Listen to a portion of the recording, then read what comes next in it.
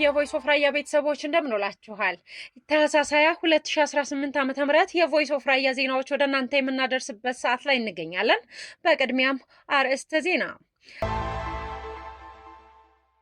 በተለያዩ የራያ አካባቢዎች የህወሓት ታጣቂዎች ኬላ በማዘጋጀትና ወጣቱን አርሶ አደሩን ብትር በመቀማት እየሰበሩ እንደሚገኙ ተገልጿል። የህወሓት ቡድን ከሻዕቢያ ጋር ያደረገው ህጋዊ ያልሆነ ጥምረት የፕሪቶሪያውን ስምምነት የሚጣረስ ነው ሲል የትግራይ ትውልድ ፓርቲ ገለጸ። በትግራይ ክልል ዲዲአር ሙሉ በሙሉ መቋረጡም ተገልጿል። ታህሳስ 1962 ዓ.ም መሬት ላራሹ ትግል አቃጣጣይ የነበረው የራያው ጥላሁን ግዛው የሞተበት ዕለት ነው። ታሪኩን ወደ እናንተ እናቀርባለን። በተለያዩ የራያ አካባቢዎች የህወሓት ታጣቂዎች ኬላ በማዘጋጀት ወጣቱንና አርሶ አደሩን ብትር እየቀሙ እየሰበሩ እንደሚገኙ ተገልጿል። የክልሉ ፖሊስ ኮሚሽን በፌስቡክ ፔጁ ላይ እንደገለጸው ከሆነ በተለያዩ የራያ ዞን ከተሞች የጸጥታ ሁኔታ ለማረጋገጥ ብትርን ጨምሮ የተለያዩ ስለታማ ነገሮች ለሰላምና ጸጥታ ሲባል የማስወገድ እንቅስቃሴ መጀመሩን ገልጿል። ብትር በራያ አካባቢ ወጣቶችና አባቶች ባህላዊ እሴት መሆኑ እየታወቀ የህወሓት ቡድን ወጣቱንና አርሶ አደሩን በማስቆም ብትሩን በመቀማት እየሰበሩ እንደሚገኙ ለማወቅ ተችሏል። በትግራይ ክልል ዲዲአር ሙሉ በሙሉ መቋረጡ ተገልጿል። ከጦርነት በኋላ የፕሪቶሪያ ስምምነት አካል የሆነው በኢትዮጵያ ፌዴራላዊ ዲሞክራሲያዊ ሪፐብሊክ የብሔራዊ ተሃድሶ ኮሚሽን በትናንትናው ዕለት ለሁሉም የትግራይ ክልል የዲጂታል መዝጋቢ ባለሙያዎች በሚል በጻፈው ደብዳቤ ዲዲአር ስራው ላልተወሰነ ጊዜ መቋረጡ ገልጿል። በዚህ ዙሪያ በትግራይ ክልል ጊዜያዊ አስተዳደር እስካሁን የተገለጸ ነገር የለም ተብሏል። የህወሓት ቡድን ከሻዕቢያ ጋር ያደረገው ህጋዊ ያልሆነ ጥምረት የፕሪቶሪያው ስምምነትን የሚጣረስ ነው ሲል የትግራይ ትውልድ ፓርቲ ገልጿል። የህወሓት ቡድን ከሻዕቢያ ጋር ያደረገው ህጋዊ ያልሆነ ጥምረት የፕሪቶሪያው ስምምነትን የሚጣረስ ነው ሲል የትግራይ ትውልድ ፓርቲ ባወጣው መግለጫ ገልጿል። የትግራይ ትውልድ ፓርቲ ሻዕቢያ የትግራይ ህዝብ ጠላት መሆኑ ተዘንግቶ የሻዕቢያ ስርዓት በትግራይ የፈለገውን እንዲያደርግ በስልጣን ላይ ያለው የህወሓት ቡድን እንደፈቀደለት በመግለጫው አመላክቷል። የህወሓት ቡድን ከሻዕቢያ ጋር ያደረገው ህጋዊ ያልሆነ ጥምረት የፕሪቶሪያው ስምምነትን የሚጣረስ ህገ መንግስቱን የሚጻረር ነው ሲል የትግራይ ትውልድ ፓርቲ ገልጿል። የህወሓት ቡድን ተፈናቃዮችን እንደ ፖለቲካ መደራደሪያ በመያዝ የፖለቲካ ትርፍ ለማግኘት እየሰራ ነው በማለትም ወቅሷል። በትግራይ በአስቸኳይ ሁሉን አቃፊ ውይይት እንዲካሄድና ሁሉን አካታች ጊዜያዊ አስተዳደር እንዲመሰረት የትግራይ ትውልድ ፓርቲ በዛሬው ዕለት ባወጣው መግለጫም አሳውቋል።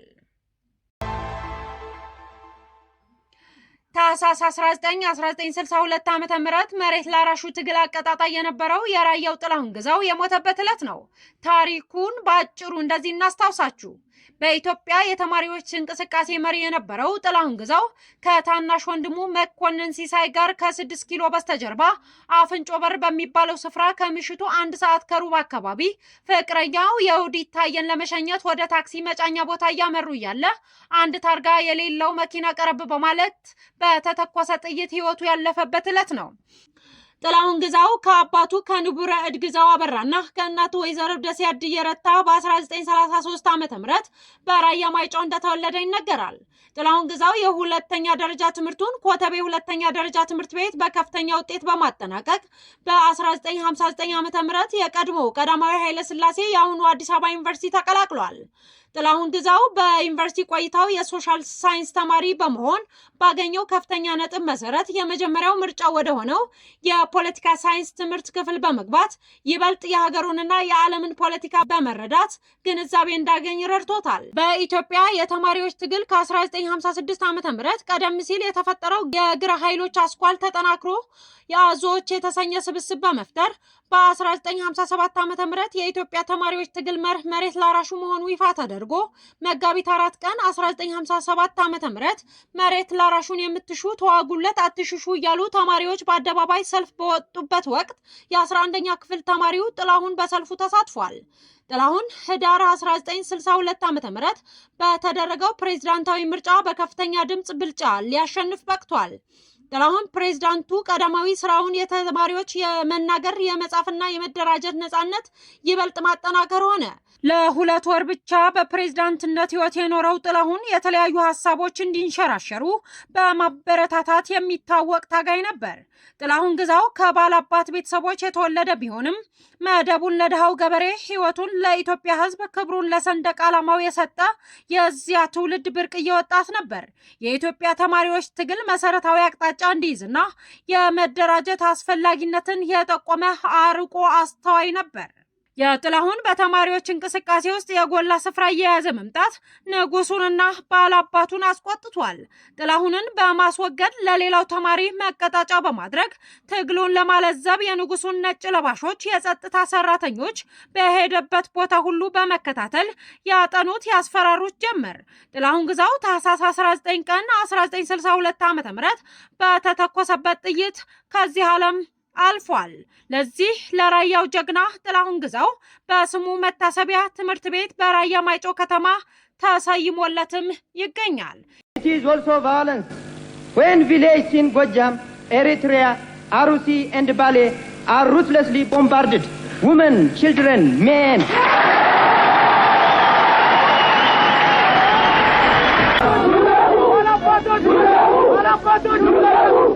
የተከበራችሁ የቮይስ ኦፍ ራያ የራዮች ድምጽ ሚዲያ ቤተሰቦች ወደ እናንተ ስናደርስ የነበረው የዜና ጥንቅራችን በዚህ አበቃ።